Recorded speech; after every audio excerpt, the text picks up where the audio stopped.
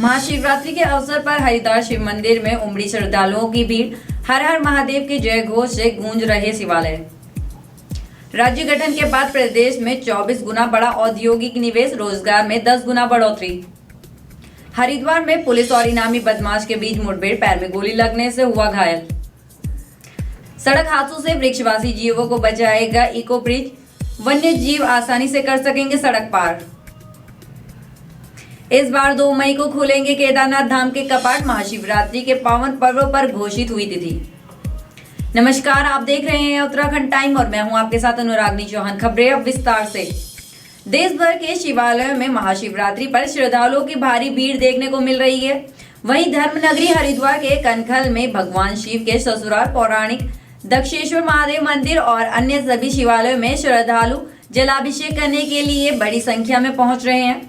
सुबह से ही श्रद्धालु भगवान शिव का जलाभिषेक करने के लिए मंदिरों में अपनी बारी का इंतजार करते दिखाई दे रहे हैं। वहीं तमाम शिवालय बम बम भोले के जयकारों से गूंज रहे हैं। विश्व प्रसिद्ध धर्मनगरी हरिद्वार में हर की पौड़ी पर सुबह से ही श्रद्धालु गंगा में आस्था की डुबकी लगा रहे हैं।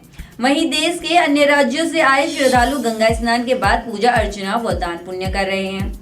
सुबह से ही हर की पौड़ी ब्रह्मकुंड पर श्रद्धालुओं की भीड़ देखी जा रही है। लोग गंगा स्नान के बाद शिवालय में पहुंच रहे हैं। हरिद्वार दक्षेश्वर महादेव मंदिर में सुबह से ही श्रद्धालुओं की भीड़ उमड़ रही है। मान्यता है कि पौराणिक महाशिवरात्रि पर दक्षेश्वर महादेव मंदिर में भोलेनाथ का जलाभिषेक करने से मनोकामनाएं पूरी होती हैं। आज के दिन जो भी व्यक्ति दक्षेश्वर महादेव स्थित शिवलिंग का जलाभिषेक करता है उसे अन्य स्थानों पर चढ़ाए गए जल की कई गुना अधिक फल की प्राप्ति होती है। राज्य गठन के 24 वर्षों में उद्योगों की रफ्तार 6 गुनी बढ़ी है। उद्योगों में पूंजी निवेश में 24 गुना व रोजगार में 10 गुना बढ़ोतरी हुई है। लेकिन प्रदेश का औद्योगिक विकास मैदानी जिलों तक सीमित रहा है। अब प्रदेश सरकार पर्वतीय क्षेत्रों में उद्यान व कृषि आधारित उद्योगों को प्रोत्साहित कर रही है। आर्थिक सर्वेक्षण रिपोर्ट 2024-25 के अनुसार प्रदेश की सकल घरेलू उत्पाद यानी जीडीपी में विनिर्माण क्षेत्र का 48% योगदान है। औद्योगिक विकास में कम पूंजी लागत में बड़े रोजगार के अवसर सृजित करने में सूक्ष्म, लघु एवं मध्य उद्योगों की महत्वपूर्ण भूमिका है।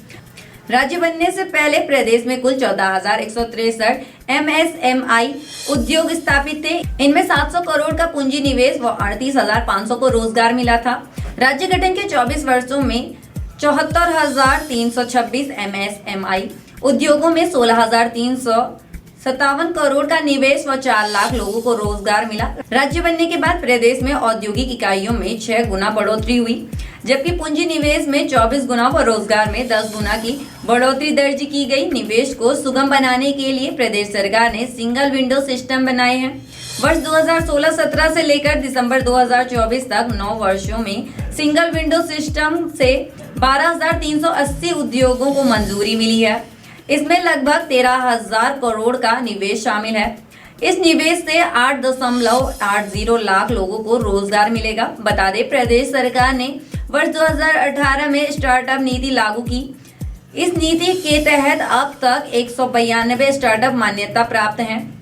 इसमें 29% ने कृषि व खाद्य आधारित कारोबार को अपनाया, जबकि 19% ने आईटी, 18% ने हेल्थ केयर, 13% ने ऊर्जा व परिवहन और 5% ने हॉस्पिटलिटी क्षेत्र को अपनाया है। हरिद्वार रानीपुर कोतवाली क्षेत्र में बीती रात चेकिंग के दौरान पुलिस और 50,000 के इनामी बदमाश के बीच मुठभेड़ हो गई।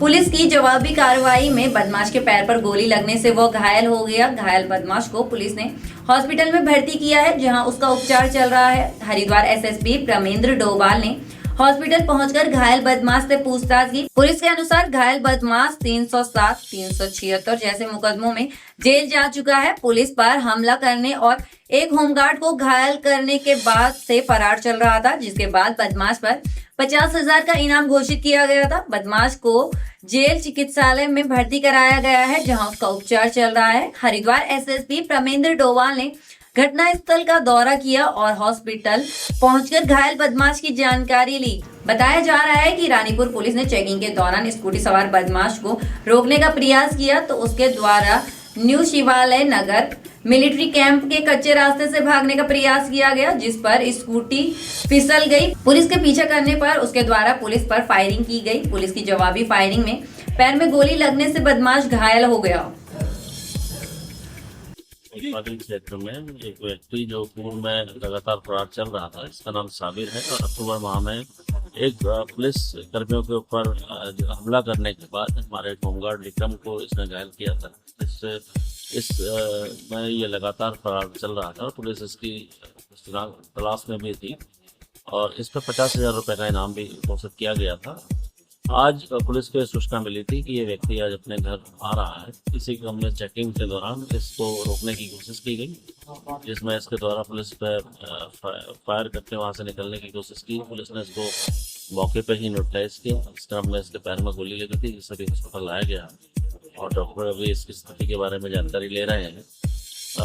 मैं इस क्रम में बताना भी चाहूँगा कि ये यहाँ का सेक्टर भी बदमाश रहा है और 307 और 376 के मुकदमों में ये जेल गया।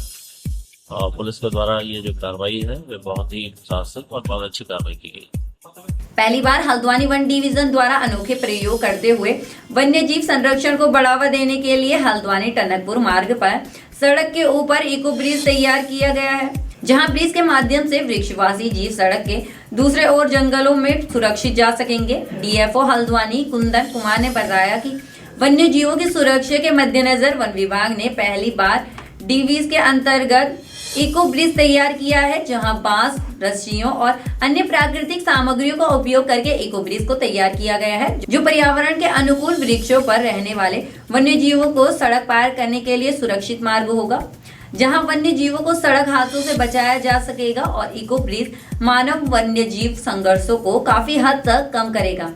इको ब्रिज की निगरानी करने और वृक्षवासी जीवों के व्यवहार को समझने के लिए कैमरा ट्रैप भी लगाया गया है। इको ब्रिज की निगरानी करने और वृक्षवासी जीवों के व्यवहार को समझने के लिए कैमरा ट्रैप भी लगाया गया है, जिससे कि इको ब्रिज से गुजरने वाले वन्य जीवों से संबंधित जानकारी जुटाई जा सके। वन्य विभाग द्वारा तैयार किए गए इको ब्रिज की पर्यावरणविदों और स्थानीय लोगों ने सराहना कर रहे हैं।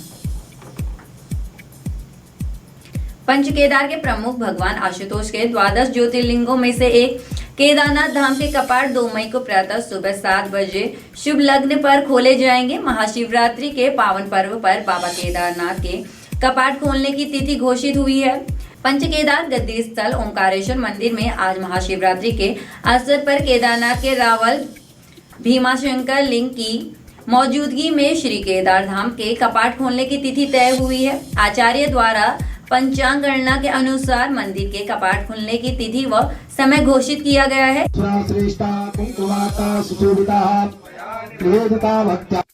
पूजा होगी 28 अप्रैल को यहाँ से प्रस्थान केदारनाथ का होगा और उस दिन 28 तारीख को गुप्त काशी में उसको निवास होगा और 29 तारीख को फाटा में और 30 तारीख को गौरीकुंड में और 1 तारीख को केदारनाथ धाम पहुंचेगी और उसके दिन 2 तारीख को दिन शुक्रवार के दिन जो सुबह 7 बजे कपाट खुलेगा।